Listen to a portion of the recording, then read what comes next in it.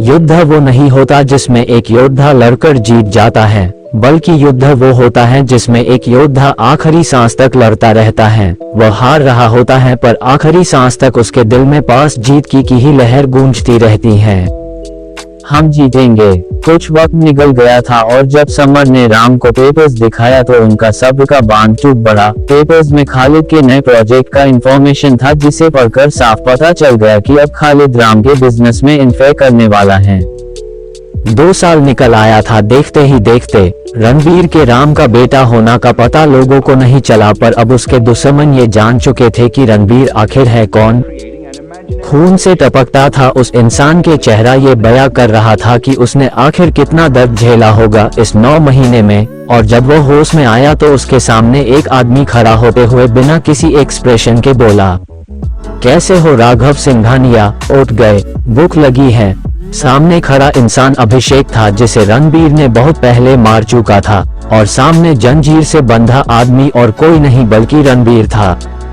रणबीर अपनी आंखें खोल ही नहीं पा रहा था, मानो जैसे उसके अंदर का पूरा ताकत किसी ने निचोड़ लिया हो और उसका शरीर एक बेजान लाश हो। हे, तो तुमने मुझे मारा क्यों नहीं? रणबीर एक मुस्कान के साथ बोला, जैसे उसके साथ अब तक जो भी हुआ है उससे उसे कोई फर्क ना पड़ा हो। मार देता तुझे, पर वो क्या है ना, तुझे तड़पाने में बड़ा मजा आता है, वो बोला और रणबीर के चेहरे को पकड़ लिया। रणबीर के माथे में एक छोटा सा निशान था, जिसके उंगली रख उसने मसल दिया। आह! रणबीर तड़प कर रह गया। नहीं ही। सनाया अचानक उठ चीख पड़ी। उसकी आवाज इतनी तेज थी कि महल के हर एक कोने में गूंज उठा। पसीने से तरबदर सनाया डर से उसके हाथ कांपने लगे थे। तभी कमरे का दरवाजा खुला और सुमित्रा जी अंदर आए। क्या हुआ? सनाया ने जैसे ही सुमित्रा जी की आवाज सुनी तो उनसे लिपट कर रोने लगी। सुमित्रा जी उसके सर को सहलाते हुए संभालने की कोशिश करने लगी, पर सनाया का दर्द सुमित्रा जी के ममता के आगे फीका पड़ चुका था। माँ वो इससे आगे सनाया कुछ बोल ना सकी। सुमित्रा जी उसकी हालत देख समझ गई थी कि सनाया ने कोई बुरा सपना देखा है। क्या हुआ बेटा, मैं हूं ना? सुमित्रा जी संभालते संभालते खुद ही रो पड़ी। वो उसके माथे पे किस करते हुए मन ही मन बोली, हे भगवान, किसी जन्म का बदला ले रहा है हमसे। हमारे बारे में नहीं तो कम से कम इस बच्ची के बारे में तो सोच, कैसे संभालूं इसे। संभालते संभालते मैं खुद ही टूट चुकी हूँ, अब मुझसे नहीं सहा जाता ये सब। सुमित्रा जी मन ही मन अपनी शिकायत अपने प्रिय भगवान के पास पहुंचाने में लगी थी कि कम से कम आज तो इस बच्ची की ये हालत देख पिघल जाएगा। आज कितने लोग थे जो सिर्फ राम के जिंदगी में आने भर से रणबीर को अपना दुश्मन मान बैठे थे। समर अपना सब कुछ दांव पर लगा चुका था बस रणबीर को ढूंढने के लिए, पर अब तक वो इस काम में असफल रहा। राम ऑफिस में बैठे सामने समर को ही देख रहे थे। तभी समर डरते हुए थोड़े धीरे से बोला, सर अब हमें क्या करना है? समर अब कोई रिस्क नहीं लेना चाह रहा था। एक तो बड़ी मुश्किल से जॉब जाते जाते बचा है, अगर अब आगे एक भी गलती करा तो शायद उसे निकाल ही दे। पता करो खालिद का अगला मोटो क्या है। और इतना बोलते ही वो समर को जाने को बोल देते हैं। समर भी बिना देर किए जल्दी से निकल जाता है और बाहर आते ही वो आजाद को कॉल मिला देता है। 2-4 ही रिंग हुए थे कि अजस कॉल रिसीव कर लेता है। तभी समर बोला, क्या हुआ? कुछ पता चला बॉस के बारे में? अभी तो कोई सुराग हाथ नहीं लगा है, पर एक बात है जो मुझे कब से खाए जा रही है। आजाद जवाब के साथ एक सवाल भी कर देता है। क्या बात है जो तुझे खाए जा रही है? समर कुछ सोचते ही हुए बोला, यही कि मुझे लगता है कोई और भी रणबीर को ढूंढ रहा है। तुम समझ रहे हो मैं क्या बोल रहा हूँ? आजाद इतना बोल शांत हुआ तो समर जल्दी से उसे आगे का काम समझाकर फोन रख देता है। और फोन रखते ही वो सोचने लगा कि आखिर कौन है जो रणबीर को ढूंढ रहा है। और कुछ देर दिमाग पे जोर देने पर उसके मुंह से एक ही आदमी का नाम निकला, अभिजीत। अभिजीत के बारे में सोचते ही उसे थोड़ा शंका के साथ खुशी भी हुई। वो सोचने लगा कि अगर अभिजीत सच में रणबीर को ढूंढ सकता है तो उसे उसकी मदद करनी चाहिए। और यही सोच वो वहां से जल्दी से निकल गया, क्योंकि अभी उसके पास राम के दिया हुआ काम था जिसे उसे आज ही पूरा करना है। उधर शहर के सुनसान इलाके में रणबीर बंधा बेहोश खड़ा था कि तभी उसके सामने अभिषेक आकर खड़ा हो गया। बड़ी जल्दी तुझे नींद आ जाती है, थोड़ा तो ताकत अपने इस बेजान से शरीर में। खैर, जो मैं तुझे बताने वाला हूँ उसे सुन के तो तेरे होश ही उड़ जाएंगे। वो बोलता हुआ रणबीर का चक्कर लगाने लगा। पता चला है तेरी बीबी प्रेग्नेंट है। और इतना बोलते ही वो रणबीर के सामने आ खड़ा हुआ ताकि वो रणबीर के होश से उड़े हुए चेहरे को देख सके। रणबीर तो बस उसे ही देख रहा था। उसका चेहरे पे ना ही खुशी दिख रही थी और ना ही दर्द दिख रहा था। वह कुछ सोच पाता, कुछ समझ पाता कि उससे पहले ही अभिषेक ने कुछ ऐसा कहा कि उसे सुनकर रणबीर गुस्से में तमतमा उठा। हम सोच रहा हूँ तेरे साथ तेरी बीबी और बच्चे को। Bastard, I kill you. अगर तूने मेरी वाइफ को छूने की कोशिश भी को तो वह आगे कुछ बोल पाता कि रणबीर गुस्से ने उसके बात को काटते हुए धमकाया। रिलैक्स ड्यूड, इतनी आसान मौत नहीं दूंगा। और इतना बोल वह वहां से जाने लगा तो रणबीर चिल्लाते हुए बोला, खोल मुझे वरना तुझे जान से मार दूंगा। रणबीर चीखता रहा पर अभिषेक ने उसकी एक ना सुनी और अपना कान खुजाते हुए बाहर चला गया। अभिषेक ये सब जानकर कर रहा था ताकि वो रणबीर को तड़पा सके। वो बस रणबीर को तिल तिल मरता हुआ देखना चाहता था। अभिजीत का ऑफिस, वो ऑफिस में बैठा हुआ पागलों की तरह अपना सर पीटते ही रहा था। अभिजीत तू इतना कमजोर कब से हो गया कि एक इंसान को नहीं ढूंढ पा रहा? कुछ सोच यार। हाँ, बास्टर्ड कौन है? छोड़ूंगा नहीं, अपनी बहन के हर एक आंसू का हिसाब लूंगा।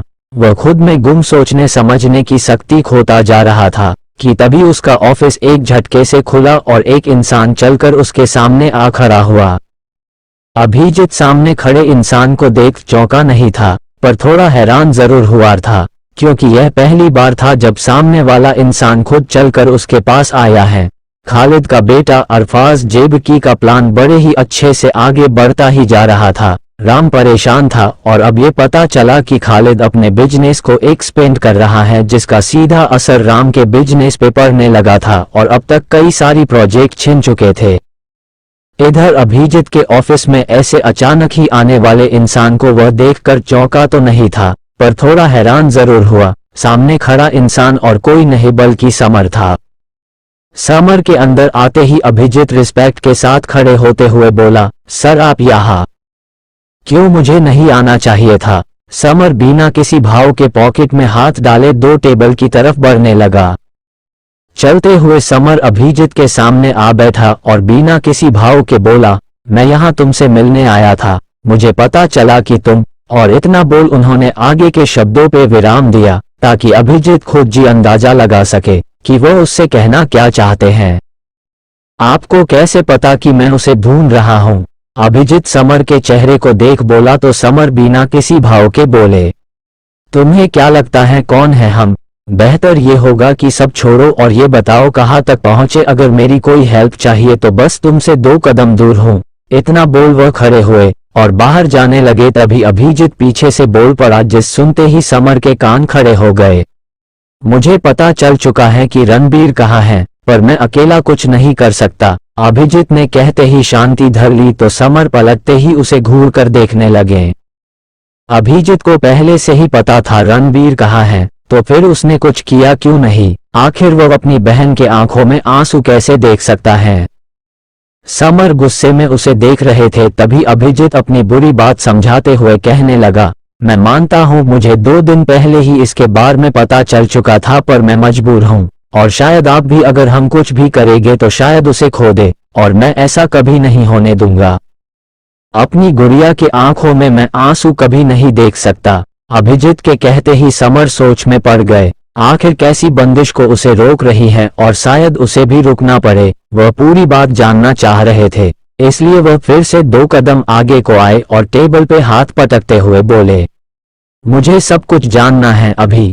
इतना बोल वह खुद को आगे के लिए तैयार करने लगे। तभी अभिजीत गुस्से में आते हुए कहा, इन सब का मास्टरमाइंड कोई और है और रणबीर अभी जहां भी है उस जगह पे हमारा जाना लगभग नामुमकिन है, इसलिए इस काम को अंजाम सिर्फ मैं दूंगा, लेकिन बाहर से मदद के लिए मुझे कुछ भरोसेमंद आदमी चाहिए ताकि वह मुझे पल पल की खबर देते रहें। अभिजीत के कहते ही समर बोल पड़े, तुम्हारे कहने का मतलब क्या है कि रणबीर जहां भी हैं तुम अकेले जाओगे वहां? अगर उसे कुछ हुआ तो इसका जिम्मेदार कौन होगा? समर गुस्से में फूटते हुए बोले, आपके पास कोई और रास्ता है? वैसे भी रणबीर के पास ज्यादा वक्त नहीं है। एजीआर आपके पास कोई रास्ता है तो बताए। जैसे ही अभिजीत ने कहा तो समर एकदम शांत हो गए, जैसे उसके मुंह से शब्द हो चला गया हो। वह जानते थे कि अब रणबीर के पास ज्यादा वक्त नहीं है। पहले से ही 6 खून की सिसिया यहाँ आ चुका है और उसके लाइक को ऑर्डिनेट्स के हिसाब से अब आखिर आना बाकी है। वो अभिजीत को एक नजर देखकर बाहर जाते हुए बोले, तुम्हें भरोसेमंद आदमी मिल जाएंगे शाम तक, मगर बॉस को कुछ नहीं होना चाहिए। अगर कुछ हुआ तो तुम्हें बिग टेबल का सामना करना पड़ेगा। वह बोलते हुए बाहर चल गए और इधर अंदर अभिजीत को चिंता में छोड़ गए।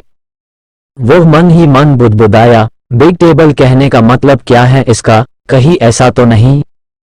नहीं नहीं, ऐसा नहीं हो सकता है। वह खुद के सवालों में उलझा उसका उत्तर ढूंढता रहा, पर अंत में वह माथा पकड़कर बैठ गया। जाते जाते समर एक डर के साथ अभिजीत को एक सुराग भी दे गए, जिसके लिए शायद वह कब से इंतजार कर रहा था। पर अभी उसका पहला काम रणबीर को बचाना था, इसलिए वह अपने ख्यालों को अपने अंदर ही दबा दिया ताकि समय आने पर उसे खोल सके। सब कुछ सही चल रहा था। शाम तक समर आजाद के हेल्प से एक टीम बनाए जिसमें 6 लोग थे। सबका अपना अपना काम था। आजाद बस साथ रहने वाला था ताकि वह अभिजीत पे नजर रख सके। इन सब में जो भी हो रहा था राम इन सब से अनजान थे, पर ऐसा नहीं कि उनके हाथ कट गए थे। उनका आदमी हर में था। बस बात यह था कि वह कुछ भी जानना या सुनना ही नहीं चाह रहे थे। 2 दिन बाद इस काम को अंजाम देना था और देखते ही देखते वो 2 दिन भी आ गया। सिंघानिया मैंशन में आज सनाया के पेट में बेबी के रहते 8 महीने से ऊपर को हो गया था, पर वह एक बार भी अपनी बेबी को लेकर फिक्रमंद नहीं थी, क्योंकि उसे लग रहा था कि इस बेबी के कारण ही रणबीर उससे दूर हो गया है। जिस दिन पता चला कि सनाया मां बनने वाली हैं, उसी दिन शाम तक रणबीर के लापता हो की खबर भी मिली थी।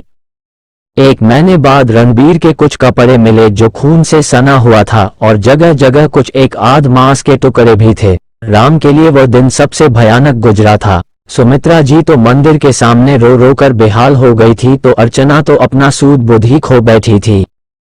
सनाया इस घटना के बाद अकेली और गुमसुम रहने लगी थी, जिसे देख सब चिंतित थे। उनका होना भी जायज था, आखिर ऐसे डिप्रेशन में रहने से बच्चे में गलत असर पड़ सकता था। आज भी सनाया बेमन से कपड़े पहनने में लगी थी और फिर वह धीरे धीरे एक हाथ से कमर को पकड़े नीचे आने लगी। जब बेबी बड़ा होने लगता है तो पेट भारी हो जाता है, तब बेबी के लिए ज्यादा से ज्यादा रेस्ट करने की हिदायत दी जाती है, पर सनाया को इन सब से कोई फर्क ही नहीं पड़ रहा था।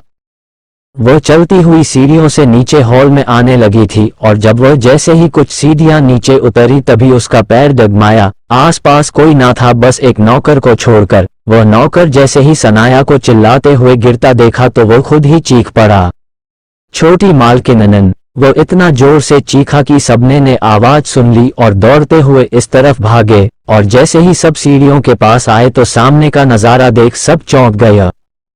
सनाया बेजान से जमीन पे पड़ी थी और उसके लोअर पार्ट से खून आ रहा था, जिसे देखते ही सुमित्रा जी जल्दी से दौड़ और उसे अपने गोद में उठाकर होश में लाने को कोशिश करने लगी।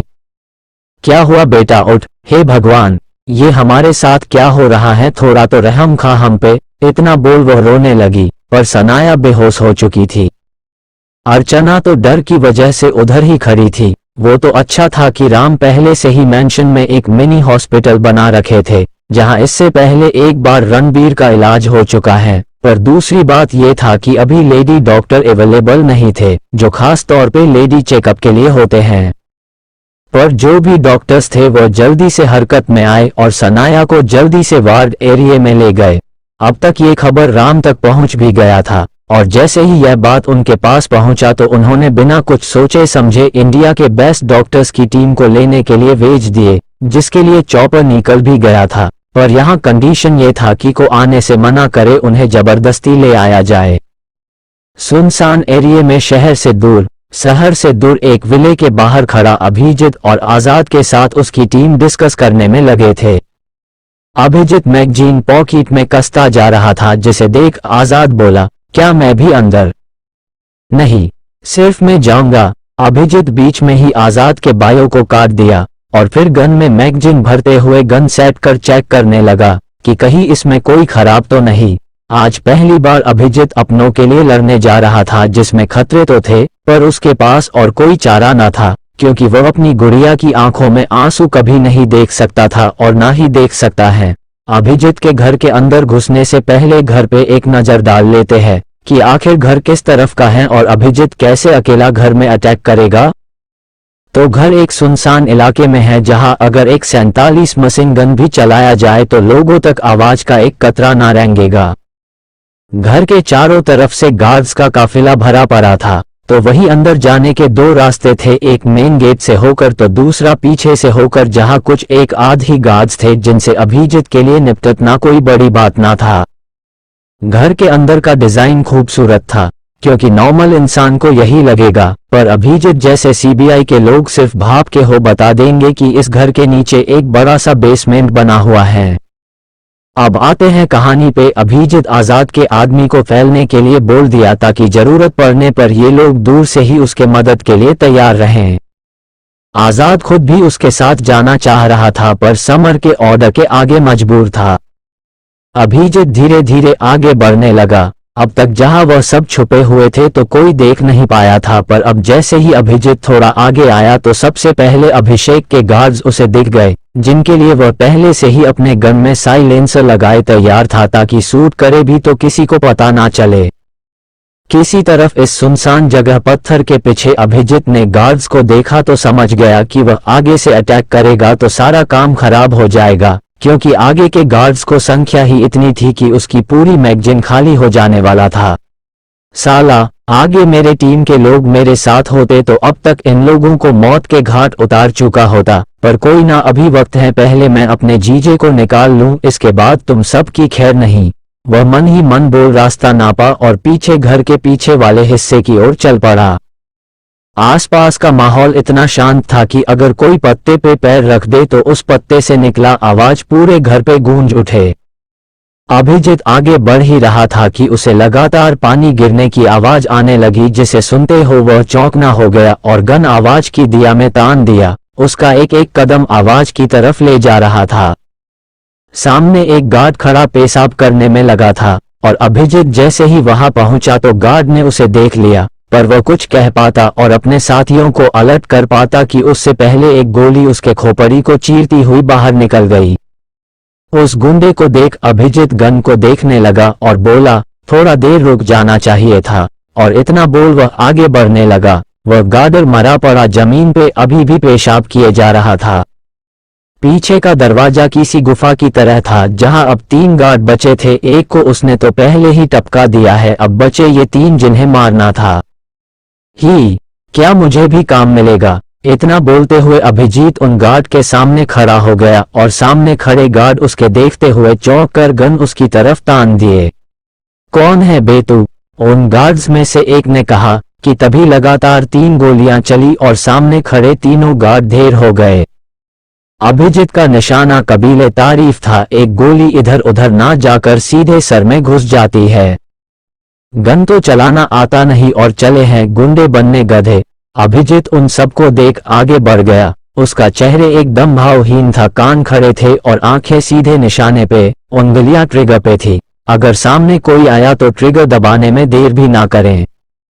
गार्ड्स के लाश नीचे जमीन पे पड़े सोच रहे होंगे कि अचानक से गोली चली तो चली कैसे, हमें पता भी ना चला, पर उन्हें कौन बताए कि कुछ दूरी पे खड़ा आजाद भी अभिजीत के प्रोटेक्शन के खड़ा है, जिसका निशाना चेकना लगभग नामुमकिन है। हाँ सच था, इन्हें मारने वाला अभिजीत के साथ आजाद भी था। तभी एक साथ 3 गोलियां चली और सब ढेर हो गए थे। अब अंदर जाने का रास्ता खुल चुका था, जहां अभिजीत के अंदर जाते ही आजाद के साथ उसके साथ ही कुछ नहीं कर पाने वाले थे, बस अब उनके हाथ में इंतजार ही आने वाला था। माहौल में शांति और जब थोड़ा भी आवाज होता तो सिर्फ गोलियां चलने की। अभिजीत अंदर घुसते ही जानवर बन चुका था, जो भी सामने आता अगले ही पल वह ढेर हो जाता। उन्हें तो दर्द से कराहने तक का वक्त ना दे रहा था अभिजीत। साला, इसे अभी ही खत्म होना था।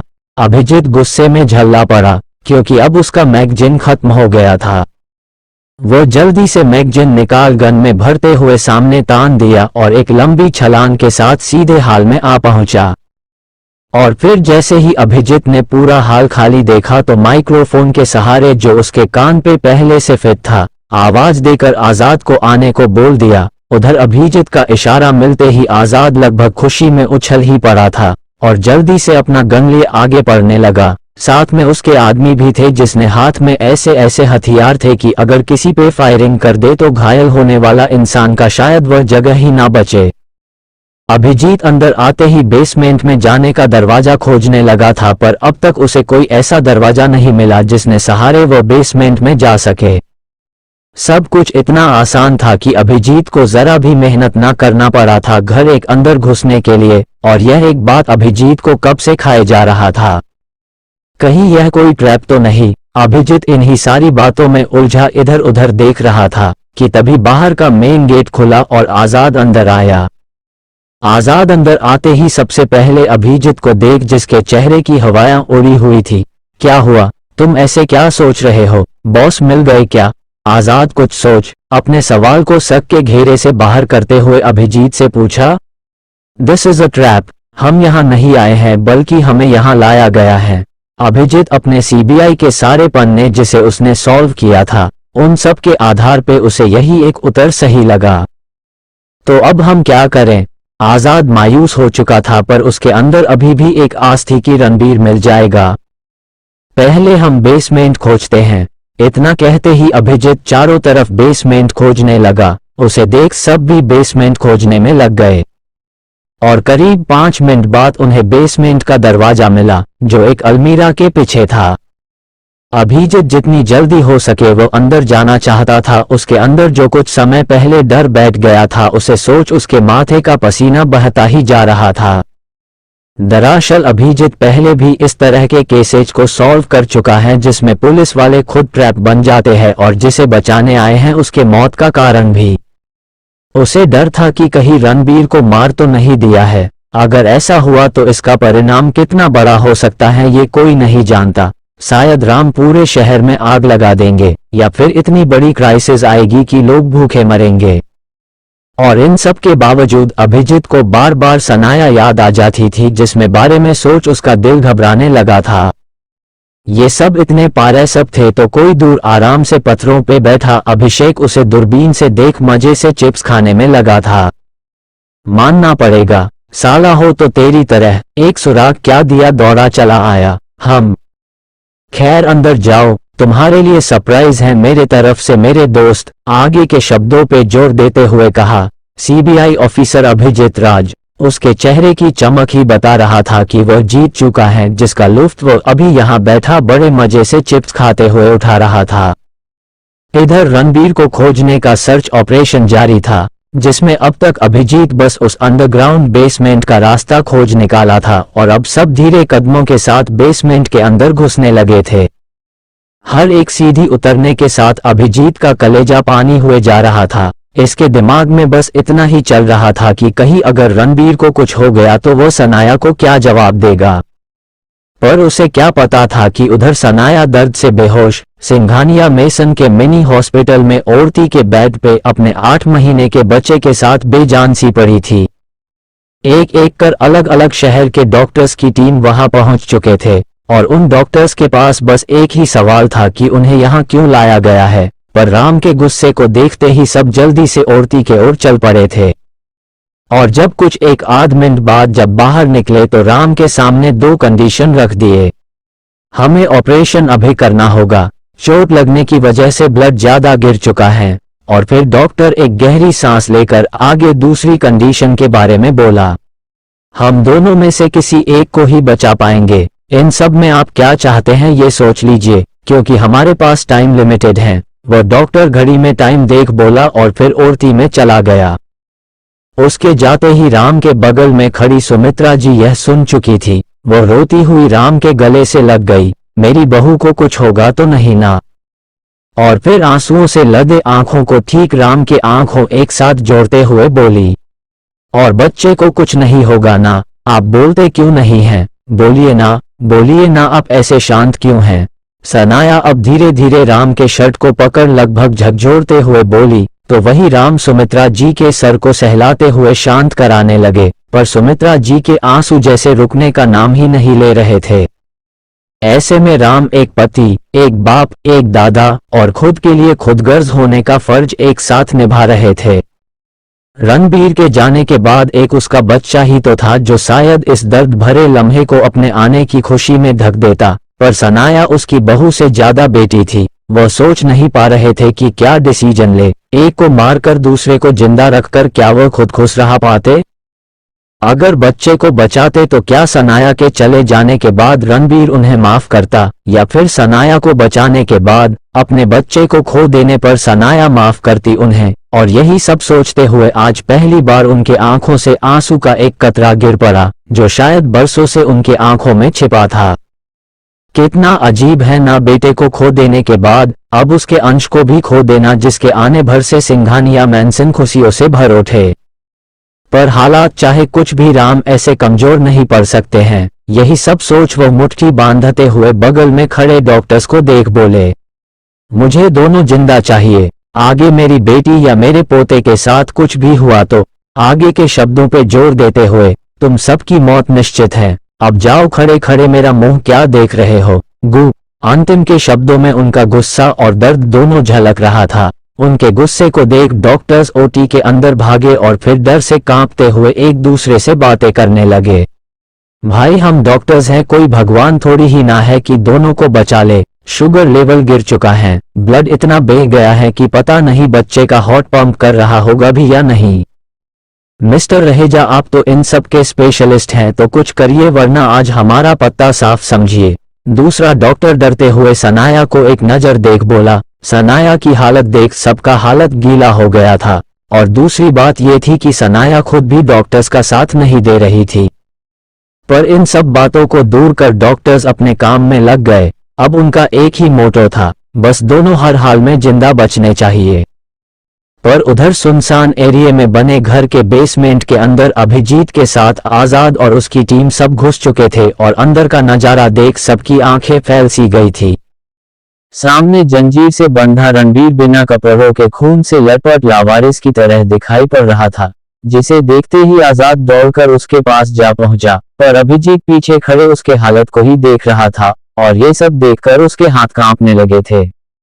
उसने कभी नहीं सोचा था कि वह रणबीर को इस हालत में देखेगा। वह खड़ा देखता रहा, पर आजाद जल्दी से जंजीर को तोड़ डाला और रणबीर के अपने साथियों के सहारे बेसमेंट से बाहर ले जाने लगा। इधर अभिजीत अभी भी उसे ही देखे जा रहा था, और उसे बार बार रह रहकर सनाया याद आने लगी थी।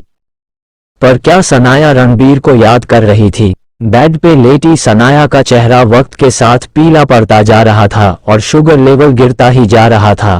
हालांकि खून के लिए कई सारी बोतलें थी जो एक एक कर उसे चढ़ाई जानी थी। उसे घेरे खड़े डॉक्टर्स का टीम डॉक्टरी औजार लिए उसे बचाने में लगे थे, पर सनाया शायद खुद को बचाना नहीं चाह रही थी। शायद वह रणबीर के छोड़े जाने से टूट चुकी थी, पर उसे क्या पता था कि उसका भाई उसके लिए उसकी सबसे कीमती चीज उसे तोहफे पे देने के लिए आ रहा था। कुछ देर आजाद के मस्कत करने के बाद रणबीर होश में आया, पर वह बिल्कुल टूट चुका था। उसके शरीर पे एक कतरा भी खून न बचा था, और कई दिन ऐसे टॉर्चर करने के कारण जगह जगह घाव के निशान बन गए थे।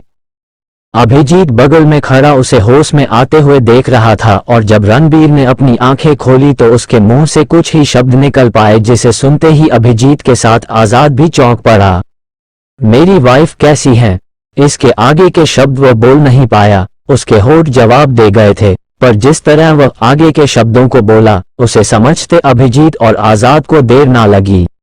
मेरा बच्चा। इससे आगे वह कुछ ना बोल सकता और लंबी लंबी सांसें लेने लगा, जिसे देखते ही अभिजीत घबरा सा गया और गुस्से में सबको झाड़ते हुए बोला, तुम सब देख क्या रहे? जल्दी चलो, हमें हॉस्पिटल चलना है। उसके बोलते ही सब हरकत में आए और जल्दी से उसे हॉस्पिटल ले जाने के लिए उठाने लगे, पर वही कुछ दूरी पे बैठा अभिषेक ये सब देख हंस रहा था, और जैसे ही घड़ियां उसके सामने से गुजरी तो वह हंसते हुए अपने चेहरे के नाकाम नोच फेंका। मुझे पहचान सके? नामुमकिन, अभी तो खेल शुरू ही हुआ है तुम्हारे बर्बादी का। रणबीर आगे के शब्दों को चबा कर बोला, वेट एंड वॉच। हा हा हा, इतना बोलते ही वो हाथ में रखा चिप्स का पैकेट फेंक डाला और उठते ही वहां से चल पड़ा। अगर रणबीर को पकड़ने वाला अभिषेक नहीं था तो फिर दूसरा कौन था? क्या रमन, प्रांजल या फिर अरफाज जेबकी? इनमें से जो भी था आगे वो खुद चलकर आएगा। पर अभी सवाल ये था कि अगर रणबीर को सिर्फ ऐसे टॉर्चर करके छोड़ना था तो फिर पकड़ा ही क्यों?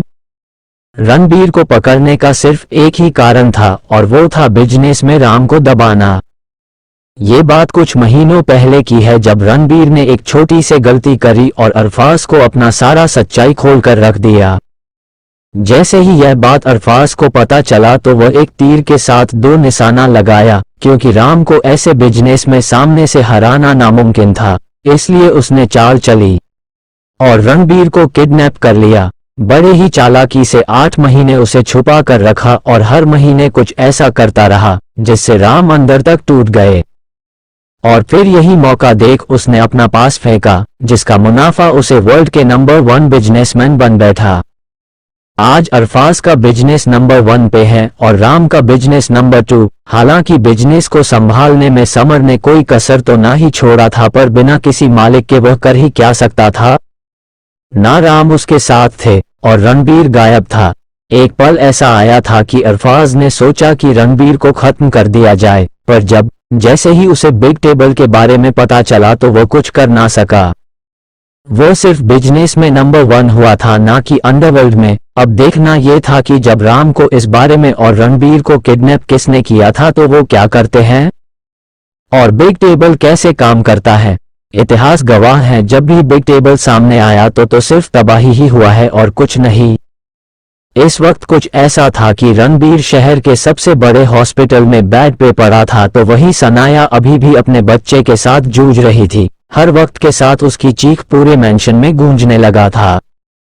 बाहर खड़ी सुमित्रा जी रोती हुई भगवान से विनती कर रही थी, तो वही राम तो भगवान जी से बैर ही कर बैठे थे।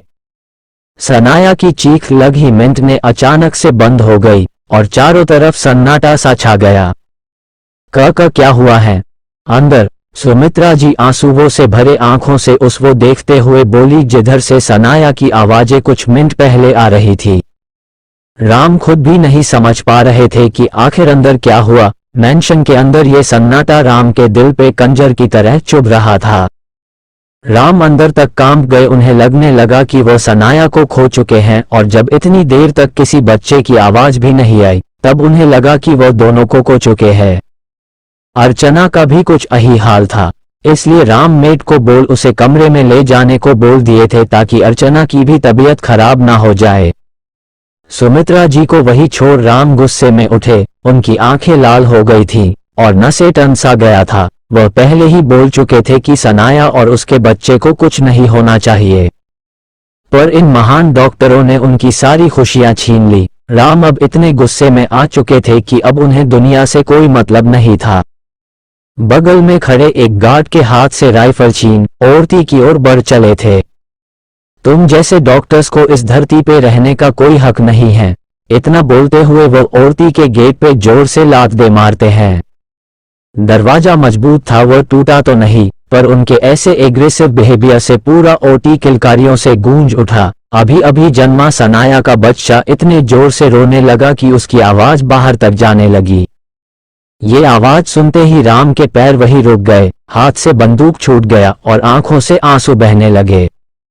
किसी मूर्ति की तरह खड़े राम ओटी के दरवाजे को देख रहे थे। उनके चेहरे पे कोई भाव नहीं था, ना हंसी का, ना ही खुशी का, ना दुख और ना ही गुस्से का, एकदम एक्सप्रेशनलेस। पर पीछे खड़ी सुमित्रा जी के हाथ पैर कांप रहे थे। ये आवाज, सुमित्रा जी कांपते होठों से बोली, हालांकि उनका दिल उछलने को हो रहा था। सुमित्रा जी के कहने के बाद भी राम को कोई फर्क नहीं पड़ा। एक मूर्ति के अंदर से आंसू का बहना कैसे लगता है, कुछ वैसा ही हालत राम का हुआ था। उनके आंसू रुक ही नहीं रहे थे, पर यह बता पाना मुश्किल था कि ये आंसू खुशी के हैं या गम के। और जैसे ही औरती का गेट खुला, फिर खुलते ही एक नर्स सफर कपड़े में लिपटा लाल बच्चे को राम के गोद में लाकर रख देती है। तब जाकर राम को होश आया और फिर एक तक उसे बच्चे को देखने लगे। बच्चे का शक्ल बिल्कुल रणबीर से मिल रहा था। आंखें छोटी छोटी थी, चेहरा और शरीर लाल था, हाथ इतने छोटे और कोमल थे कि कोई छू दे तो खून निकल आए, पर राम के गोद में उसका रोना उन्हें खुशी से हंसने पे मजबूर कर गया। अब जाकर कहीं उनके चेहरे की चमक दिख पा रही थी। उनके हाथ कांप रहे थे अपने पोते को ऐसे गोद में लेने पर पीछे खड़ी सुमित्रा जी उन दोनों को देख रह नहीं पाई और जल्दी से राम के गोद से बच्चे को लेकर खुद उसे गौर से देखने लगी। अब तक अर्चना के पास भी यह खबर पहुंच चुका था और वह थोड़ी से में ही यहाँ पहुंच ही जाने वाली थी, लेकिन इससे पहले ही राम बगल में खड़े अपन सबसे पुराने गार्ड से खुशी से खिलखिलाते हुए बोले, शंभू मैनसन का सबसे पुराना आदमी था। वह राम के बस नाम लेने से ही समझ गया कि उसे अब क्या करना है और फिर दौड़कर वह चला गया। इधर अब अर्चना भी दौड़ी चली आई थी। माँ, मुझे दो ना, अर्चना आते ही बोली, पर सुमित्रा जी उससे थोड़े अलग होकर डांटते हुए बोली, अभी नहीं, जब बच्चा रखने लायक हो जाए तब गोद में लेना। सुमित्रा जी के कहने का मतलब था कि जब बच्चा थोड़ा शांत हो जाए और उसे ऑक्सीजन बॉक्स से निकाल लिया जाए तब, क्योंकि जब बच्चा समय से पहले पैदा होता है तक वैसे बच्चे की केयर थोड़े ज्यादा और अच्छे तरीके से किया जाता है। कुछ ही मिनट में नर्स बच्चे को लेकर चली गई। तब जाकर तीनों को ख्याल आया कि बच्चे की खुशी में सनाया के बारे में पूछना तो भूल ही गए। अगर रणबीर होता तो बच्चे को हाथ भी ना लगाता बिना सनाया को देखे, और यह सब ख्याल में आते ही सुमित्रा जी औरती की तरफ देखते हुए बगल में खड़े राम से पूछती, बहू कैसी है? पर राम क्या जवाब देते, उन्हें तो खुद भी पता न था। पोते की खुशी ने बहू को जैसे औरती के अंदर धक ही दिया था। राम यही सब सोच रहे थे कि तभी एक एक कर सारे डॉक्टर्स निकलने लगे, जिन्हें रोकते हुए राम बोले, मेरी बहू कैसी है? उसे कुछ हुआ तो नहीं है? इतना बोलने के बाद वह उन डॉक्टर्स का चेहरा देखने लगे जो अभी अभी ओटी से निकल आए थे।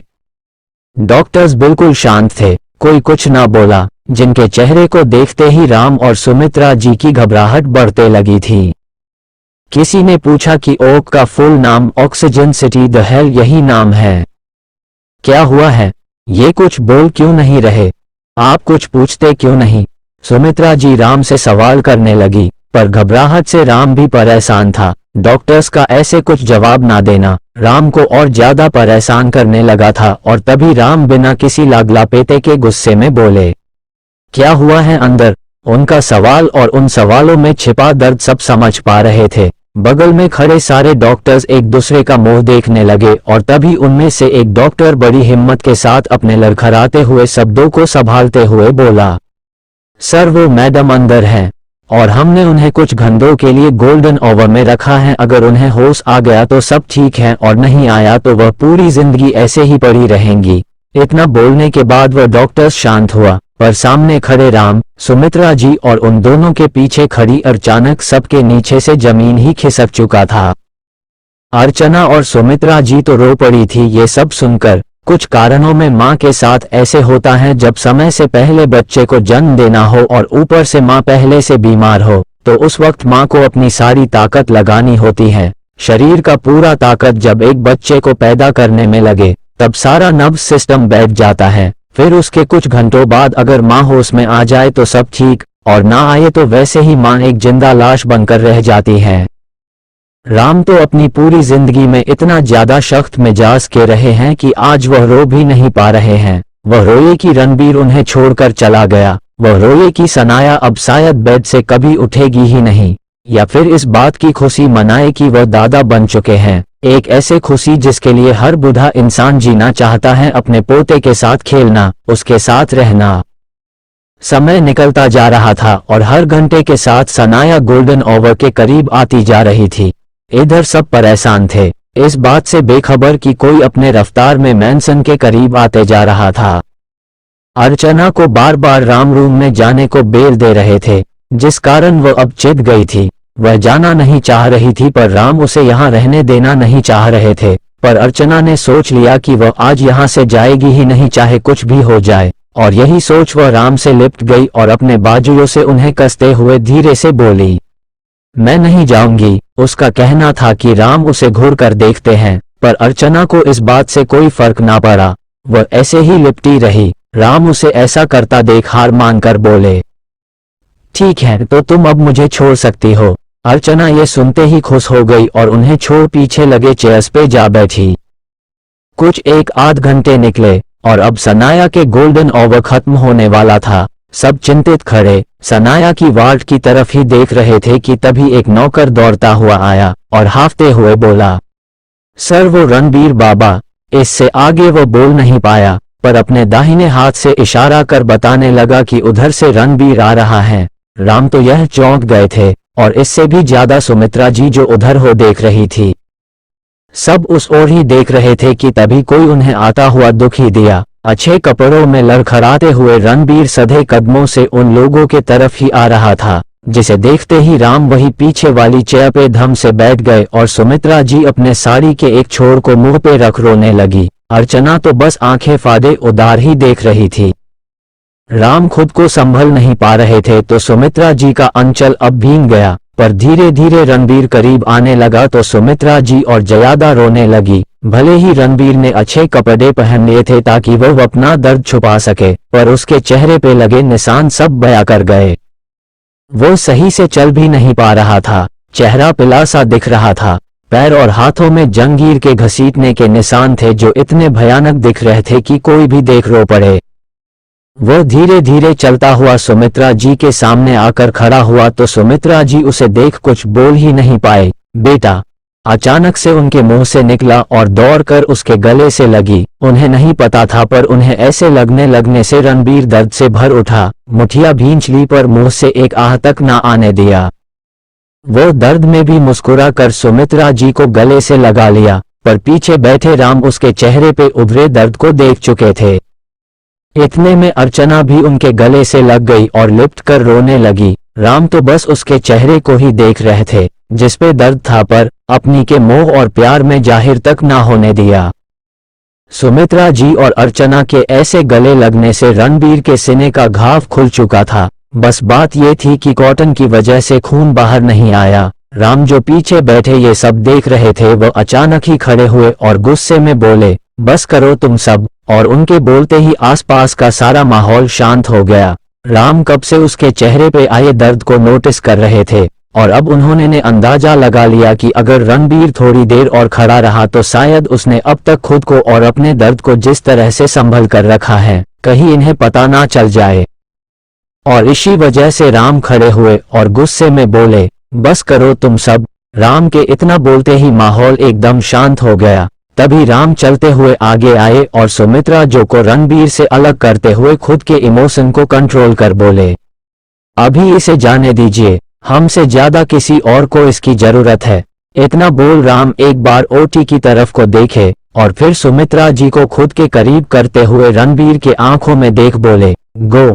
उनके कहते ही रणबीर भी ओटी की तरफ देख और फिर राम के आंखों में देख आंखों ही आंखों से थैंक्स बोल आगे चला गया। अब रणबीर ओटी के गेट पे खड़ा था।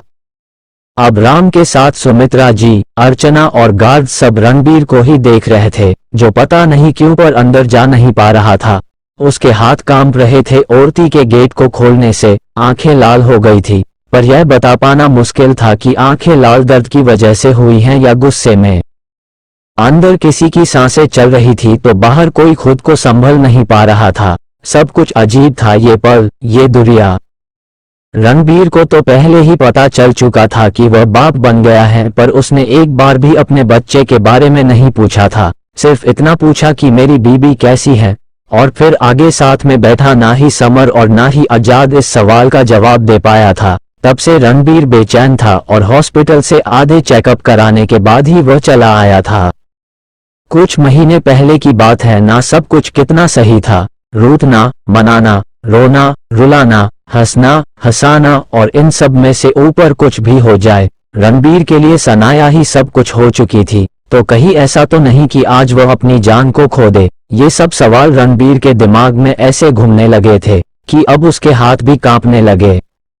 ऐसा लग रहा था जैसे कोई उसे अपने पास बुला रहा है, पर आखिर बार मिलने के लिए, और इसी कारण रणबीर अंदर ही नहीं जाना चाह रहा था कि अगर वह अंदर नहीं जाता है तो उसकी वाइफ उसे छोड़कर कहीं नहीं जाएगी। वो दरवाजे की कुंडी पे हाथ रखा, पर हाथ कांपने लगे। तभी उसके हाथ पे किसी और का हाथ फील हुआ। और जैसे ही उसने मुड़कर देखा तो उसके बगल में अभिजीत खड़ा था, जो उसे ही अपने नाम आंखों से देख रहा था। तभी वो पहली बार रणबीर को अपना मानते हुए सम्मान के साथ बोला, प्लीज आप जाइए, गुड़िया को आपके साथ की जरूरत है। और फिर इतना बोल उसने कुंडी घुमा दिया और एक सन की आवाज के साथ दरवाजा खुल गया। रणबीर अभी भी खड़ा एक टक अभिजीत को ही देख रहा था, पर अभिजीत को उसके घूरने या देखने से कोई फर्क नहीं पड़ा और बिना किसी भाव के बोला, अंदर जाओ। उसके कहते ही रणबीर होश में आया और अपने कांपते हुए पैर आगे रखा, जिसके रखते ही उसका दिल जो अभी तक शांत था अब बिना मतलब के धड़कने लगा था। एक डर उसके दिमाग पे हावी होने लगा।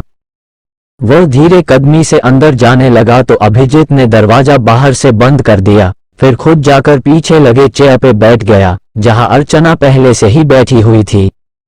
रणबीर अंदर देख रहा था, जहां चारों तरह मशीनें ही लगी हुई थी और उन्हीं मशीनें से घिरी सनाया, जो ऑक्सीजन मास्क के सहारे सांसें ले रही थी। उसके कपड़े हॉस्पिटल के कपड़ों में बदल दिए गए थे, बाल बंधा हुआ था, हाथों में निडल लगा हुआ था, चेहरे तो बिल्कुल पिला पड़ चुका था, पर एक मुस्कान थी उसके चेहरे पे जिसे रणबीर देख रहा था। कहीं ऐसा तो सनाया को रणबीर के आने का पता चल गया हो। रणबीर सनाया को देख रहा था और फिर ना चाहते हुए उसके पैर सनाया के पास आने के लिए चलने लगे। सनाया जो बेड पे बेजान सी लेती थी, उसे कुछ पता ही नहीं कि अभी उसे जान से ज्यादा चाहने वाला रणबीर उसे देखकर रोने को था। आज पूरे 8 महीने बाद रणबीर सनाया को देख रहा था, फिर जब देखा भी तो ऐसी हालत में कि वह खुद को संभल नहीं पाया। सनाया के ठीक बगल में लगे चेयर पे रणबीर ऐसे बैठा जैसे उसके शरीर में जान ही ना हो। एक तक देख रहा रणबीर सनाया के चेहरे को कब उसके साथ उसके गालों पे चले आए उसे खुद ही पता ना चला, और फिर तभी रणबीर कहते हुआ और सनाया के माथे पे झुकते हुए अपने होठ रख दिए। उसके ऐसा करते ही सनाया का चेहरा तो खिल उठा, पर रणबीर की आंखों से आंसू बस निकले जो एक एक बूंद कर सनाया के गालों पे गिरने लगे। इस वक्त सब कुछ थम सा गया था, वक्त रुक गया था, रणबीर का दर्द खत्म सा हो गया था। सनाया मुस्कुरा रही थी, काश सनाया उठ जाती और रणबीर उसे गले लगा कर कहता, वाईफाई अब घर चले, और सनाया उसके हाथ में अपना हाथ फंसाती और प्यार से बोलती, हम मम चलते हैं। सनाया के हाथ में उसका बच्चा होता और रणबीर प्यार से अपने दोनों अनमोल हीरे को संभालकर घर ले जाता। सनाया ठीक थी, यह सब कोई जानता था, पर कोमा में उसके उठने का वक्त जो गोल्डन आवर के अंदर था अब वह खत्म ही होने वाला था। जितनी बूंदे आंसू सनाया के चेहरे पे लुके थे, उससे कई गुना ज्यादा सनाया बेड पे लेटी रणबीर से गले मिल रोकर बताना चाहती थी कि सिर्फ आपको ही रोना आता है, मुझे नहीं। कितना दर्द है तेरे प्यार में, तू एक बार उठ तो सही। एक लम्हे की बात है, तू गले से लगा तो सही, इतना कौन रूठता है। मैं भूल गया हूँ खुद, तू एक बार मना तो सही। दोनों खुलकर बातें करना चाहते थे। रणबीर उसे कहना चाहता था कि इन 8 महीने में हर पल तुम्हें याद करता था, लेकिन सनाया की सिकतें बड़ी थी। वह उसे हर एक पल का हिसाब लेना चाहती थी कि आप मुझे छोड़कर क्यों गए, क्या आपको मुझसे प्यार नहीं था। इन 8 महीने में मैंने खुद को और हमारे बच्चे को कैसे संभाला है आपको पता भी है। दोनों मौन थे। रणबीर ने सनाया का एक हाथ अपने हाथ में लिया और उसे सहलाते हुए बोला, विफाई अब मैं आ गया हूँ, ये जिद छोड़ो, आप घर चलो। रणबीर का इतना कहना था कि इसीजी में लगा बल्ब जलने लगा और राडार पे चल रही लाइन तेजी से चलने लगी। ये सब इतना अचानक हुआ कि रणबीर कुछ समझ ही नहीं पाया। वह कुछ कर समझ पाता उससे पहले ही दरवाजा खुला और 2 डॉक्टर्स अंदर आए। डॉक्टर्स अंदर आते ही सनाया को देखने लगे। एक ने मीटर्स की जांच करनी शुरू कर दी तो दूसरा नुब्स चेक स्टार्ट कर दिया। सर प्लीज आप बाहर जाइए, एक डॉक्टर ने बिना रोक के तरफ देखे ही नीडल को निकालते हुए कहा। मैं नहीं जाऊंगा, रणबीर बिना किसी घाव के सनाया को देखते हुए बोला और 2 कदम पीछे होकर खड़ा हो गया। हर एक पल के साथ सांसें अटकने लगा था रणबीर का। सामने 3 डॉक्टर और उनके साथ आए नर्स सनाया की ऐसे चेकअप करने में लगे थे जैसे सनाया कोई कार हो, क्योंकि हर किसी के हाथ में कोई ना कोई डॉक्टरी का औजार था। रणबीर सामने खड़ा ये सब देख रहा था। वह खुद को भूल गया सामने पड़ी सनाया के बेजान शरीर पे ऐसे डॉक्टरों के 12वीं से काम करते देख। 9 मिलीमीटर्स, एक डॉक्टर ने कहा, तो बगल में खड़ी नर्स ने जल्दी से एक धारदार चीज दे डाली, जिससे शायद कुछ करने वाला था डॉक्टर। करीब 15 मिनट तक डॉक्टरों के हाथ अपने रफ्तार में चलते रहे, और जब रुके तो सामने ने अपने माथे का पसीना पोंछ सोती हुई सनाया को देखने लगे, जो अभी सुकून से सो रही थी। क्या हुआ डॉक्टर, मेरी वाइफ ठीक तो है? जब डॉक्टर्स रुके तो उन्हें देख रणबीर से रहा न गया और पूछ बैठा। इधर सामने खड़े डॉक्टर्स एक दूसरे का शक्ल देख आंखों ही आंखों में कुछ कहा, और फिर उनमें से एक डॉक्टर रणबीर के पास आया और उसके कंधे पे अपना हाथ रख बड़े ही पॉलिटिकली के साथ कहा, आपकी वाइफ अब खतरे से बाहर है, शुक्र है कि वो कोमा में नहीं गई, पर जा अभी उन्हें रेस्ट की सख्त जरूरत है। सामने खड़ा रणबीर ये सब सुन रहा था और एक एक शब्द को अच्छे से अपने दिमाग में नोटिस भी कर रहा था। दरअसल बात यह था कि सनाया ने बच्चे को समय से पहले ही जन्म दे दिया है, और ऐसे सिचुएशन में मां को अपनी पूरी ताकत झोंकनी पड़ती है बच्चे को पैदा करने के लिए, चाहे मां की जान ही क्यों ना चली जाए। भले ही एक बेटी का पिता, मां, बहन या फिर उसका हस्बैंड चाहे कि उसकी बेटी, बहू, भाभी या पत्नी बचे, पर अंदर जूझ रही मां हमेशा खुद से पहले अपने बच्चे को बचाना चाहेगी।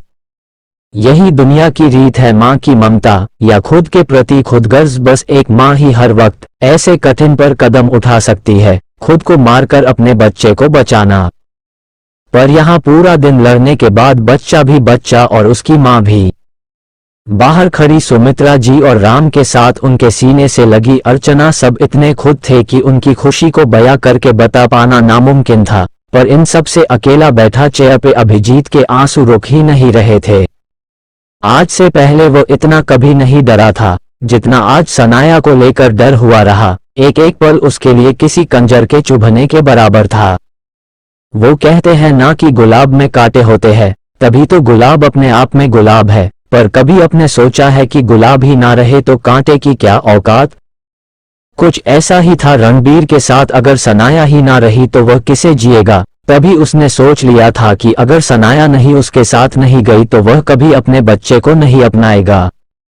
एक पति अपने बच्चे के आगे खुदगर्ज जो हो जाता है, पर अब सब ठीक था। अब बस रणबीर को सनाया से बात करनी थी, उसे पूछना था कि वह कैसी, क्या खाया, हमारा बच्चा है, तुम उसका नाम क्या क्या रखना चाहती हो। इन 2 सालों में कितना कुछ बदल गया था। राम ना चाहते हुए फैमिली के अगेंस्ट गए और सनाया को अपनाया। हालांकि यह काम तभी हो सकता था जब रणबीर सच में राम के जगह पर अपना वर्चस्व स्थापित करता, पर इससे पहले ही राम ने उसे कुछ छूट दे डाली, क्योंकि वह जान गए थे कि अगर प्यार हो जाए तो सब उसके आगे फीका लगने लगता है। फिर आज इसी का तो नतीजा है को आज राम दादा बन चुके हैं। कुछ घंटे निकल गए। सुमित्रा जी बार बार अंदर आती और सनाया को देख चली जाती। राम चले गए थे ये कहकर कि उन्हें कुछ काम है, पर यह झूठ था। आज पहली बार इतने सालों में शहर के सबसे बड़े मंदिर राधा कृष्ण की में माथा टेकने आ चुके थे। राम सीढ़ियों को चढ़ते हुए मंदिर के ऊपर आए तो सबसे पहले उन्हें राधा मैया के साथ कृष्ण दिखे, जिनके हाथ में बांसुरी था और मैया उसके साथ खड़ी थी। जब सारे दर्द झेलकर भगवान के शरण में आए तो सब कितना सुहावना लगता है ना, एक अलग सा सुकून मिलता है। राम सामने खड़े एक टक उन्हें देख रहे थे और फिर अचानक ही मंदिर के घंटी को बजाने लगे, और तब तक बजाते रहे जब तक कि उनके उंगलियों से खून ना निकलने लगा। हालांकि गार्ड्स ने मंदिर को खाली करा दिया था, पर वहां लोग तो अब भी थे ना, पुजारी जो स्तब्ध खड़े शौक थे, गार्ड्स जो पहली बार ये रूप देख रहे थे, और पीछे खड़ा समर तो अपनी आंखों पे यकीन ही नहीं कर पा रहा था।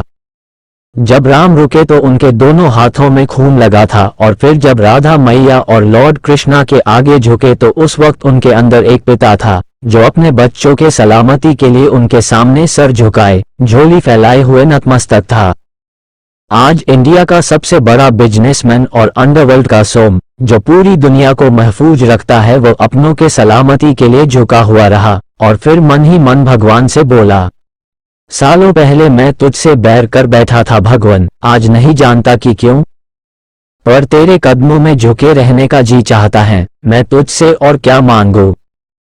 आज कई महीनों बाद मैंने अपने बच्चे को देखा है। हाँ मैं क्रूर हूँ, राक्षस हूँ, लोगों को मारने के बारे में तनिक भी नहीं सोचता, इतना बोले के बाद रुके और फिर एक गहरी सांस लेकर आगे कहने को हुए, पर मैं डर गया था अपने बच्चे को खोने से, मैं डर गया था बहू को खोने से, मैं डर गया था अपने उस अजीज खजाने को खोने से जो आज से मेरा उंगली पकड़ मुझे दादा बोलेगा। वह बोलते बोलते भावुक हो उठे थे। आसपास खड़ा हर कोई ये देख रहा था। आज पहली बार कुछ ऐसा देखने को मिला था पुजारी को। क्या बड़े लोगों को भी अपने को खोने का दर्द होता है? आज पहली बार राम के जरिए सब देख और अनुभव कर रहे थे। आपने मेरी झोली भर दी, ये कहने के बाद बगल में रखा फूल राधा कृष्ण के कदमों में रख दिए और खड़े होकर पुजारी को देख बोले, आज से इस मंदिर में जो भी भूखा आएगा वो अब से कभी भूखा नहीं जाना चाहिए। इतना बोले के बाद वह समर की ओर देखे तो समर जल्दी से दौड़कर पुजारी को एक चेक थमा दिया। पुजारी तो चौंक कर चेक देखने लगे और जैसे ही उन्होंने उस चेक पे लिखा एक के बाद 0 को गिना तो उनकी आंखें बड़ी बड़ी हो गई। उस चेक पे एक के बाद 9 0 थे, यानी कि 10 करोड़ का चेक था। पुजारी एक टक राम को देखता रहा और जब राम वहां से जाने को हुए तो पुजारी मुड़ते हुए बोला, धन्य है तेरी लीला, तू सच में मुरली मनोहर है। जय जय राधा कृष्ण। इतना बोलने के बाद जब पुजारी जी रुके तो शंख की आवाज गूंज उठी। ये आवाज इतनी तेज थी कि लगा सारा शहर इस मधुर आवाज में मिलीन हो उठा। उस वक्त ऐसा लग रहा था जैसे राधा मैया और मुरली मनोहर दोनों ही अतखेलियां कर रहे हो। राम जा चुके थे, पर अब हर महीने करोड़ों का चेक इस मंदिर में आता रहेगा। शायद अब कोई भूखा ना रहे। ये सच है, अगर शहर का एक अमीर किसी मंदिर को अपना ले तो वहां के लोग कभी भूखे नहीं सोएंगे।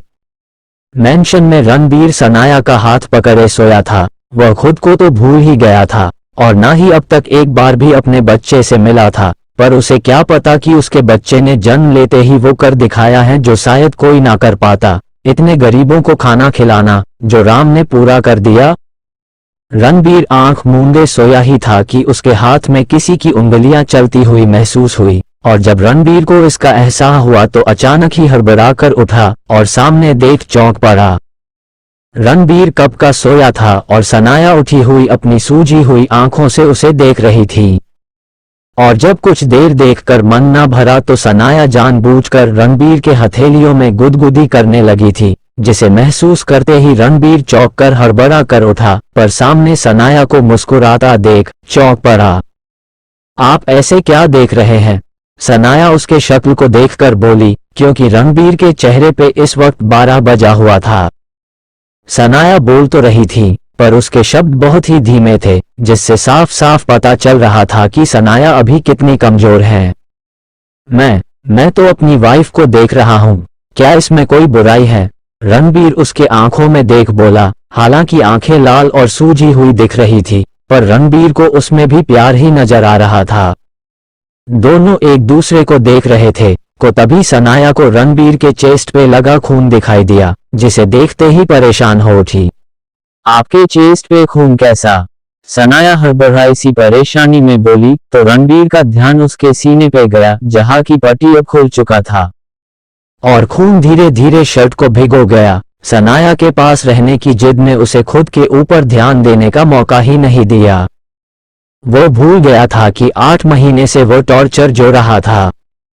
कुछ नहीं हुआ है विफाई, तुम टेंशन मत लो, ये तो बस छोटी सी खरोंच है, रणबीर धीमे से बोला और सनाया का सर अपने हाथ से प्यार से सहलाने लगा। वह नहीं चाहता था कि सनाया उसको लेकर चिंता करे, पर सनाया कहाँ मानने वाली थी। वह बार बार यही रट लगाने लगी कि अब ठीक नहीं है, आप मेरे सामने डॉक्टर से चेकअप करवाइए। रणबीर समझाने में ही लगा था कि तभी वार्ड का दरवाजा खुला और सुमित्रा जी एक नन्ही सी जान गोद में ले अंदर आए। दोनों ही आवाज सुन उस ओर देखने लगे जहां सुमित्रा जी खड़ी थी और उनके गोद में बच्चा सोया था। उसका हाथ इतना कोमल था कि कोई छूने से भी डर रहा था। घर का सबसे छोटा सरदार अपनी दादी के गोद में था और सामने बेड पे लेटी सनाया और खड़ा रणबीर दोनों उसे ही देख रहे थे, क्योंकि ये दोनों का पहली बार था जब अपने बच्चे को देख रहे थे। सनाया जन्म देते ही बेहोश हो गई थी और रणबीर चाहकर भी नहीं देख पाया था। कई बार उसका दिल किया कि अपने बच्चे को एक बार देख हो गए, पर बार बार सनाया के प्यार ने उसे रोक लिया था। पर अभी जब दोनों देख रहे थे तो उसकी आंखों में एक अलग ही खुशी और चमक थी। सुमित्रा जी चलती हुई दोनों के पास आई और सनाया ने ठीक बगल में बच्चे को रख बोली, ये लो तुम्हारी अमानत। और इतना बोल सनाया के माथे पे किस कर देती है, जिसके महसूस होते ही सनाया मां की ममता के प्यार के आगोश से भर उठी। सुमित्रा जी के जाते ही अब दोनों एक दूसरे को देख रहे थे और फिर दोनों ही एक साथ अपने बच्चे को देखने लगे, जो किसी इतनी मासूमियत के साथ सोया था कि उसे देख सनाया तो भर ही उठी और रणबीर अपना हाथ बढ़ाकर उसके गाल को छूने लगा। ये आप क्या कर रहे हैं? सनाया धीमे से रणबीर को डांट देती है। मैं तो बस इसे छू कर देख रहा था। हाँ तो छू लिया ना, अब छोड़िए, नहीं तो जाग जाएगा। रणबीर ये सुनते ही जल्दी से हाथ पीछे खींच लिया और सनाया को देख बोला, तो क्या अब मैं अपने बच्चे को छू भी नहीं सकता? कितनी क्रूर हो तुम। रणबीर ने कहा तो सनाया उसे घूर कर देखने लगी और शिकायती लहजे में बोली, अभी आपकी पनिशमेंट कम नहीं हुई है, जो आप इतना उछल रहे हैं, आपसे एक एक हिसाब का बदला लूंगी मैं, समझे आप? सनाया की शिकायत सुन रणबीर मुस्कुरा दिया और हंसते हुए बोला, ओके, मैं तुम्हारी हर पनिशमेंट झेलने के लिए तैयार हूँ, पर अभी तो बेटे को देख लेने दो। रणबीर कहते हुए अपने बच्चे को देख रहा था। कितना प्यारा होता है ना वो लम्हा जब माँ बाप और उनका बच्चा के साथ होते हैं। खुशियाँ कुछ यूं ही उनके घर में होती हैं।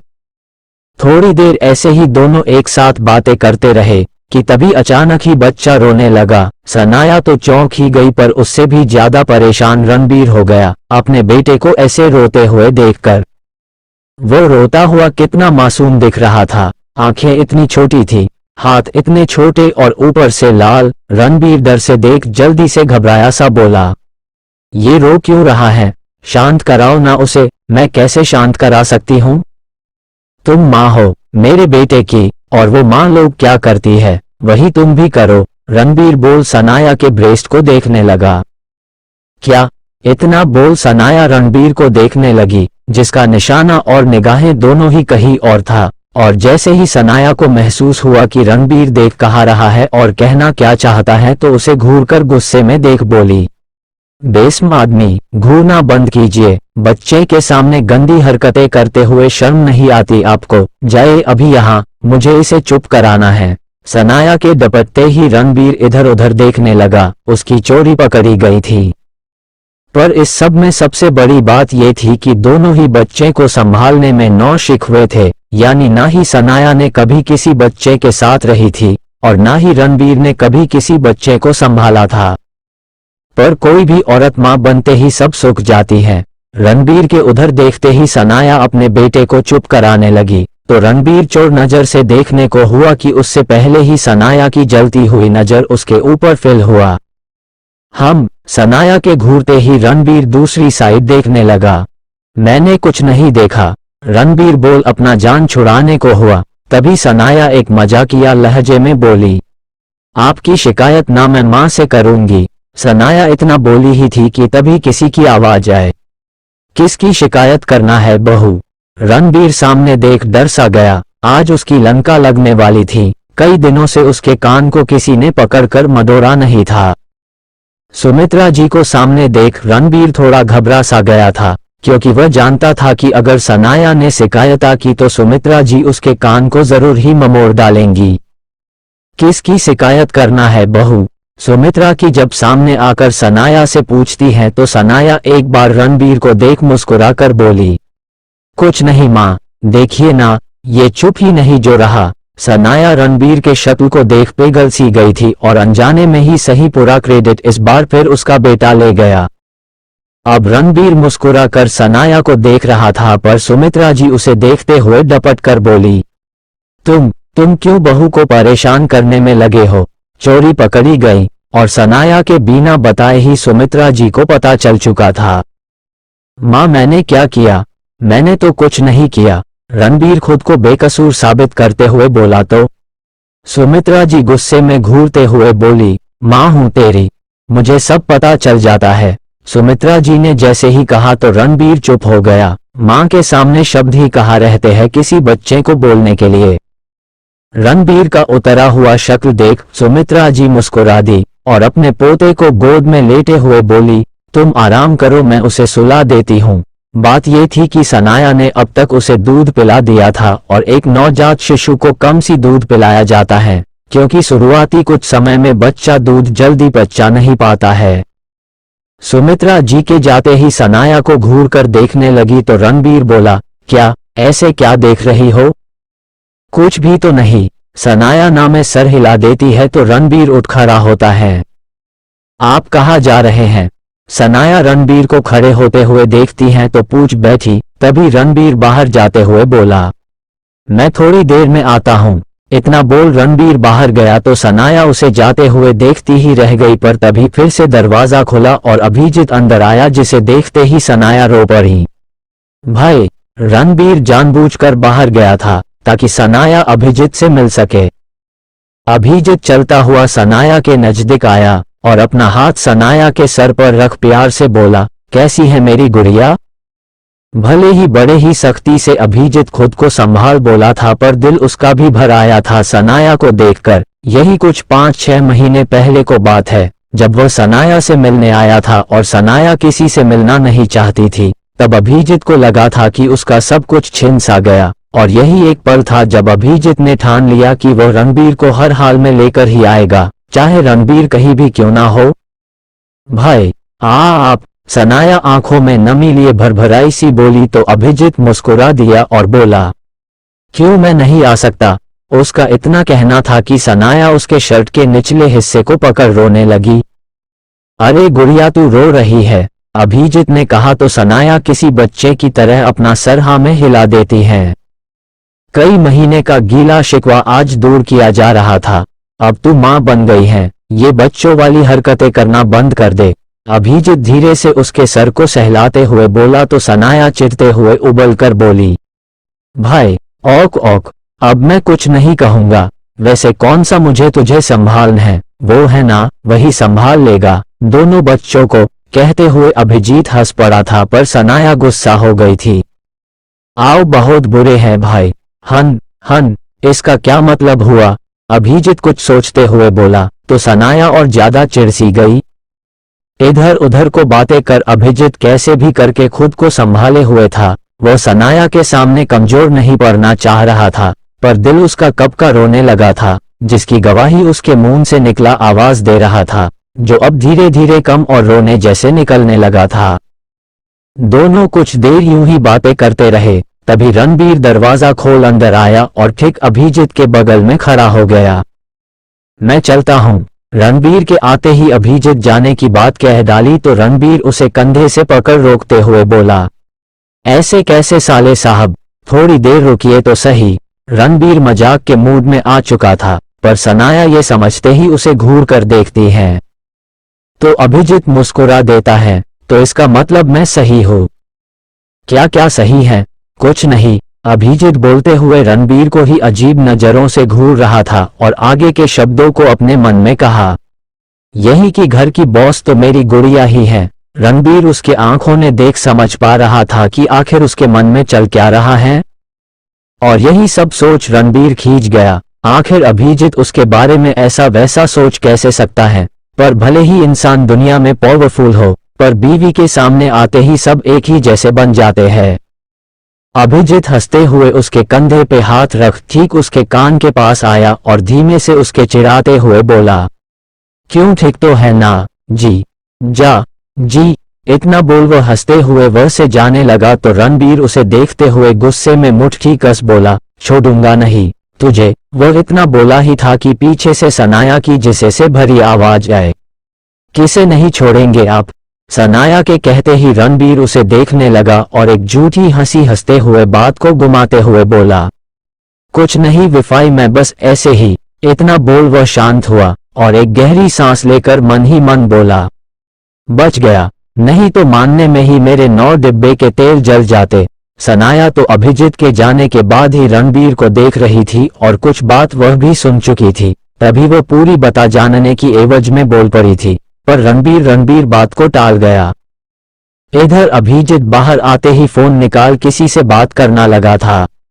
कुछ पता चला किसने किया था ये सब? नहीं यार, एक भी सुराग नहीं मिला। मैं कई बार उस जगह पे जा चुका हूं पर एक बार भी मुझे कुछ ऐसा नहीं मिला जिस पे हम शक कर सके। इसका मतलब सामने वाला आदमी पूरी तैयारी करके बैठा है। हाँ, मुझे भी यही लगता है, पर एक बार तू उनसे बात करके देख, शायद कुछ ऐसा मिल जाए जो हम ढूंढ रहे हैं। नहीं, अभी तो बिल्कुल भी नहीं, अभी तू जैसा कर रहा है करता रह, हो सकता है कुछ मिल जाए। ओह ठीक है, जैसी तेरी मर्जी। इतना बोला सामने वाले आदमी ने फोन रख दिया तो अभिजीत फोन के स्क्रीन को एकटक घूरते हुए बोला, लगता है तुमसे बात करनी ही होगी। इतना बोल वो कुछ याद करने लगा तो उसे कुछ याद जब वो फोन पे किसी से बात कर रहा था। सर मैं ऐसा नहीं कर सकता। देखो अभिजीत, जीवन का एक ही फंडा है, अगर इंसान के भरोसे को जीत लोगे तो वह अपना ईमान भी तुम्हें हंसते हंसते दे देगा। अभिजीत को ये सब जैसे ही याद आया तो उसकी आंखें खुद लाल हो गई। अभिजीत ऐसे दुविधा में फंसा था जहां से निकल पाना उसे नामुमकिन सा लग रहा था। पर क्यों, क्या जरूरत थी उसे किसी के भरोसे को जीतने की, और किसका भरोसा जीत कर आया है अभिजीत? खैर, इन सब से दूर कहीं एक आलीशान घर में बैठा आदमी सिगार पे सिगार पिए जा रहा था और अचानक ही गुस्से में बोला, अगर तुमने उसे पकड़ ही लिया था तो उसे तुमने मारा क्यों नहीं? उसके कहते ही सामने वाला आदमी हंसते हुए एक गिलास में रखा शराब को उठाया और अपने होठों से लगाते हुए शांत स्वर में बोला, रिलैक्स, मैं मार सकता हूं उसे, पर आप भूल गए, उसका एक अंडरवर्ल्ड का अंपायर है जिसको अफोर्ड नहीं कर सकते हैं। इतना बोल वो एक ही घूंट में शराब को अपने गले से नीचे उतार लिया और अजीब सी हंसी हंसते हुए बोला, अब हमारा टारगेट बिग टेबल होगा जिसे बर्बाद करते ही हम बन जाएंगे इंडिया का मोस्ट पावरफुल बिजनेस है जिस टक्कर लेने की औकात किसी में नहीं होगी। हाँ हाँ हाँ हाँ। उसकी हंसी पूरे विले में गूंज उठी, आसपास के लोगों का रूह तक कांप गया था।